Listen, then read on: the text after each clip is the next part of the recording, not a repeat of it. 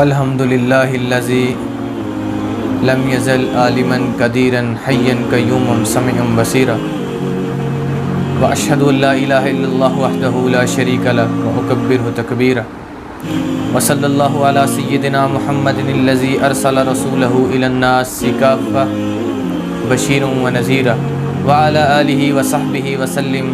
تسلیما کثیرا کثیرا اما بعد فاعوذ باللہ من الشیطان الرجیم بسم اللہ الرحمن الرحیم۔ جیسا کہ ہم جانتے ہیں کہ رمضان کا آخری عشرہ بھی تقریباً صبح آدھا ہو جائے گا اور آج تاک رات 25ویں تاک رات ہے۔ ابھی رمضان کی چند قیمتی گھڑیاں باقی رہ گئی ہیں جو بھی گزرنے والی ہیں، پھر نہ جانے اگلے سال ہماری زندگی میں رمضان نے آنا ہے کہ نہیں آنا۔ تو یہ بہت زیادہ قیمتی ترین وقت،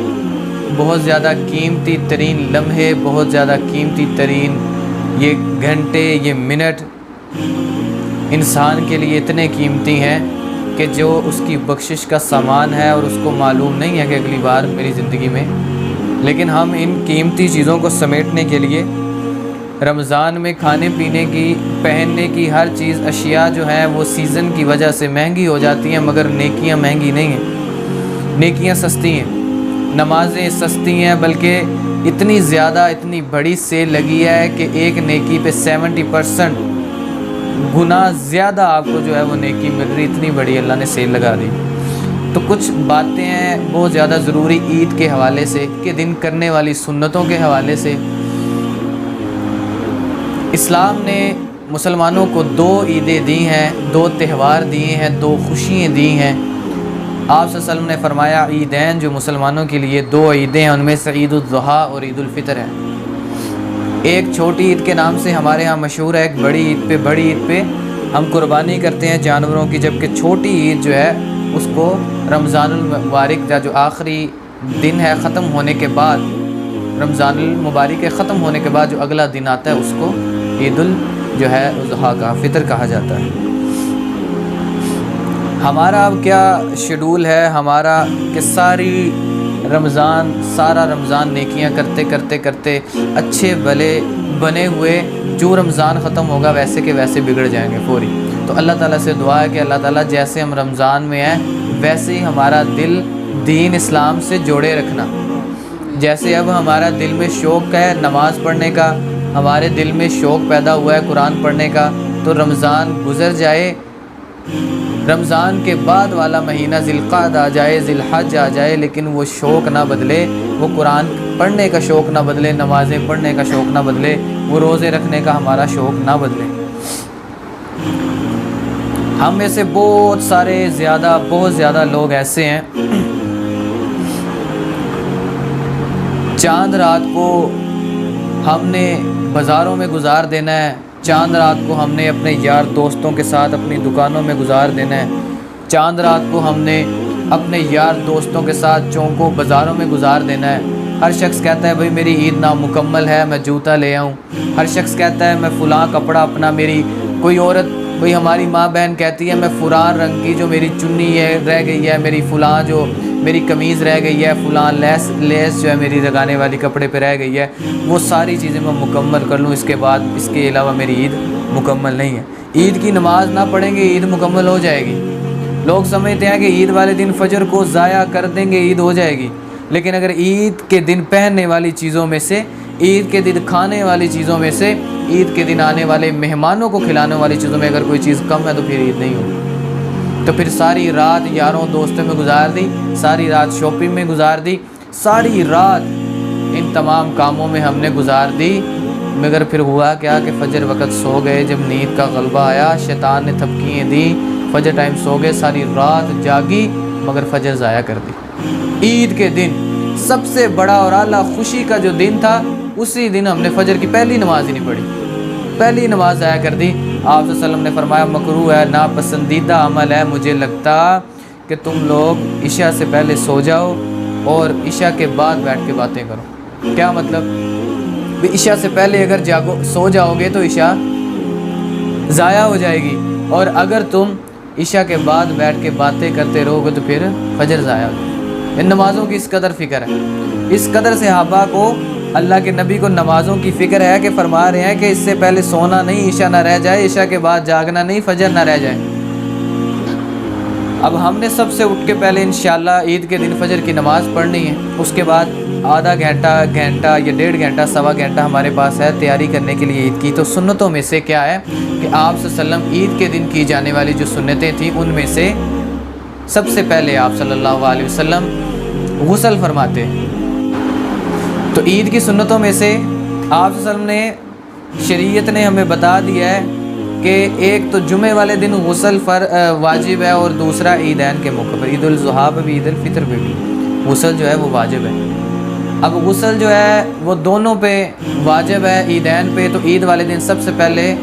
نماز فجر پڑھ لیں، یا فجر سے پہلے غسل کر لیں یا بعد کر لیں۔ کچھ لوگ پہلے نہا لیتے ہیں ایک دن پہلے، بھی آپ ایک دن پہلے کیوں نہا رہے ہیں؟ آپ عید والے دن نہائیں، کیونکہ عید والے دن نبی صلی اللہ علیہ وسلم نے نہایا، آپ صلی اللہ علیہ وسلم نے غسل کیا۔ مسنون غسل کے بعد اچھے کپڑے پہنے، میرے نبی کی سنت ہے۔ عید والے دن اپنے جسم کو، اپنے لباس کو خوشبو لگائیں، میرے نبی کی سنت ہے۔ عید والے دن اپنے بالوں میں تیل لگائیں، آپ صلی اللہ علیہ وسلم کی سنت ہے۔ آپ صلی اللہ علیہ وسلم فرمایا جو شخص نماز پڑھنے، عید کی نماز پڑھنے کے لیے جائے، پھر وہ آتے ہوئے رستے میں واپس جب آئے تو اپنا رستہ بدل کے آئے، یہ بھی میرے نبی کی سنت ہے۔ ایک رستے سے نماز پڑھنے گیا تھا عید کی، جب واپس آئے تو اس رستے سے نہیں بلکہ دوسرے رستے سے آئے، یہ بھی آپ صلی اللہ علیہ وسلم کی سنت ہے۔ تو آپ صلی اللہ علیہ وسلم فرما رہے سنتیں بڑی امپورٹنٹ ہیں۔ من راغب سنتی فلیس منا، جس نے ہماری نبی صلی اللہ علیہ وسلم فرمایا سنتوں کو چھوڑ دیا، جس نے میری سنت کو چھوڑ دیا وہ ہم میں سے نہیں۔ صحابہ نے تو چھوٹی چھوٹی عمل کر کے، چھوٹے چھوٹے عمل کر کے آنے والی امت کو بتا دیا ہے کہ ہم ایسے یار ہیں نبی کے کہ نبی کی چھوٹی سے چھوٹی سنت کو بھی نہیں چھوڑتے، ساری سنتوں پہ عمل کرتے ہیں آپ صلی اللہ علیہ وسلم کی۔ اور کچھ بد نصیب ایسے تھے جنہوں نے نمازوں میں، ایک تو لوگ ہیں جنہوں نے نہ رمضان میں کوئی عبادت کی، نہ انہوں نے عید کی نماز پڑھنی، انا للہ۔ اور کچھ لوگ ایسے ہیں جنہوں نے عید کی کچھ اگر ایک دو عبادت، کوئی معمولی عبادت رمضان میں کر بھی لیا اور وہ عید کی نماز ہی نہیں پڑھنے جاتے۔ میں جانتا ہوں ایسے لوگوں کو، ایسے گھروں کو، گھر کے گھر پوری رات بازاروں میں گزار دی انہوں نے، پوری رات انہوں نے اپنی شاپنگ میں گزار دی، پوری رات یار دوستوں میں گزار دی، صبح 12 بجے اٹھے، 11 بجے اٹھے، عید کی فجر کہاں ہے، عید کی نماز ہی نہیں پڑھی۔ آپ صلی اللہ علیہ وسلم فرما رہے ہیں پورا رمضان تم نے جو کمایا ہے، پورا رمضان جو تم نے نیکیاں کی ہیں، پورا رمضان جو تم نے نمازیں پڑھی، تراویحیں پڑھی، روزے رکھے، قرآن پڑھا، اس سب کی اجرت عید والے دن جب بندہ نماز پڑھنے جاتا ہے تب اللہ تعالیٰ اس کو دیتے ہیں۔ یہ ایسے ہی ہے جیسے ایک بندے نے کیا کیا، ٹھیکہ لے لیا 50,000 لاکھ کا، اب اس نے اتنی محنت سے مہینہ لگا کے اتنی گرمی میں مشکل سے کام کیا، اور جس دن اس نے ٹھیکہ لینے جانا تھا اپنا 50,000، اتنی زیادہ اس نے رقم اپنی کمائی لینے جانا تھا، اس دن وہ بدبخت گیا ہی نہیں۔ تو کتنا بڑا وہ، مجھے دکھائیں دنیا میں وہ کون سا شخص ہے جو اپنی مزدوری لینے کے لیے جائے ہی نہ۔ تو یہاں پہ رمضان کی مزدوری لینے کے لیے لوگ کہاں سے آ گئے؟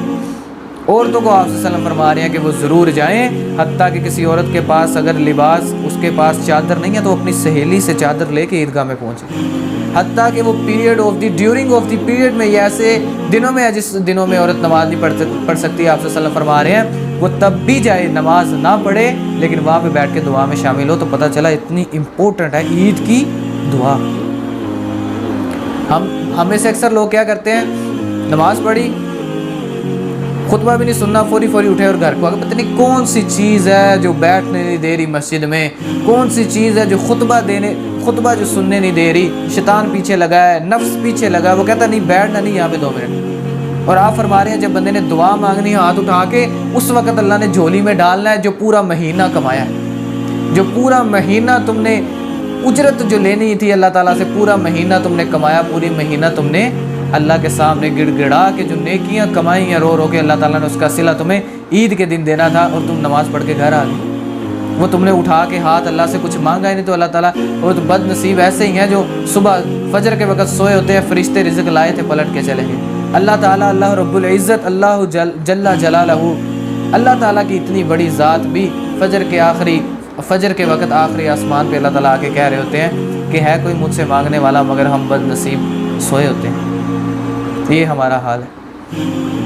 تو عید کے دن جو عید کی سنتیں ہیں، آپ صلی اللہ علیہ وسلم عید کی نماز سے نکلنے سے پہلے کچھ میٹھا تناول فرماتے تھے، کچھ میٹھا کھا لیتے تھے، جیسے ہمارے معاشرے میں پھینیاں وغیرہ یا کوئی سویٹ ڈش جو ہے وہ عید سے پہلے کھائی جاتی ہے۔ تو یہ چھوٹی چھوٹی سنتیں ہیں جو بہت زیادہ ضروری ہیں۔ آپ صلی اللہ علیہ وسلم بھی ان کی تاکید کرتے، صحابہ کو بتاتے، صحابہ بھی ان کی تاکید کرتے۔ تو ہمیں انشاءاللہ فجر کی نماز کو ضائع نہیں کرنا، اور ہم نے چاند رات والی رات بھی عشاء کی نماز کو ضائع نہیں کرنا، اور نہ ہی پوری رات جاگنی ہے